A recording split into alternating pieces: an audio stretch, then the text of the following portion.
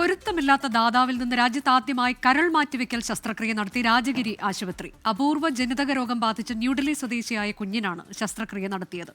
ഡൽഹി എയിംസുമായി കൈകോർത്താണ് എറണാകുളം രാജഗിരിയിൽ അപൂർവ ശസ്ത്രക്രിയ നടന്നത്.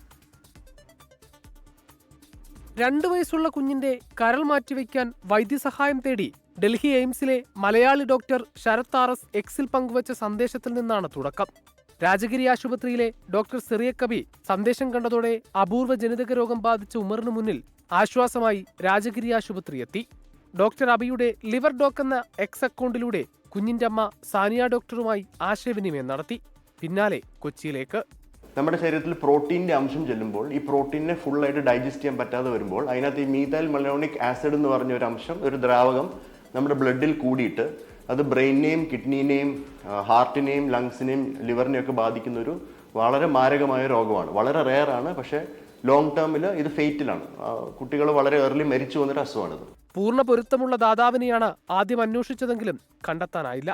ഇതോടെ തന്റെ പകുതി പൊരുത്തമുള്ള കരൾ നൽകാൻ കഴിയുമോ എന്നായി അമ്മ സാനിയ. പൂർണ്ണ പിന്തുണ നൽകി രാജഗിരിയിലെ ഡോക്ടേഴ്സ് ആ ചരിത്ര ഉദ്യമത്തിലേക്ക് കടന്നു. ഡോക്ടർ ബിജു ചന്ദ്രന്റെ നേതൃത്വത്തിലുള്ള പ്രത്യേക മെഡിക്കൽ സംഘമാണ് ശസ്ത്രക്രിയയ്ക്ക് നേതൃത്വം നൽകിയത്. ജീവൻ രക്ഷപ്പെടുത്താൻ വേണ്ടി ആകെ ഉണ്ടായിരുന്ന മാർഗം ലിവർ ട്രാൻസ്പ്ലാന്റേഷൻ ആയിരുന്നു.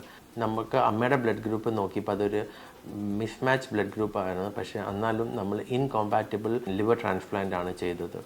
All over India rare disease ആണെങ്കിലും ഇത് കുറേ പിള്ളേർക്ക് ഇങ്ങനത്തെ അസുഖങ്ങളുണ്ട്. സാധാരണ കരൾ മാറ്റിവെക്കലിൽ നിന്ന് വ്യത്യസ്തമായി ചെലവ് കൂടിയ ശസ്ത്രക്രിയയാണിത്. എന്നാൽ സാനിയയുടെയും കുടുംബത്തിന്റെയും സാമ്പത്തികാവസ്ഥ മനസ്സിലാക്കി 40 ലക്ഷത്തോളം രൂപ രാജഗിരി ആശുപത്രി തന്നെ വഹിച്ചു. News desk 24.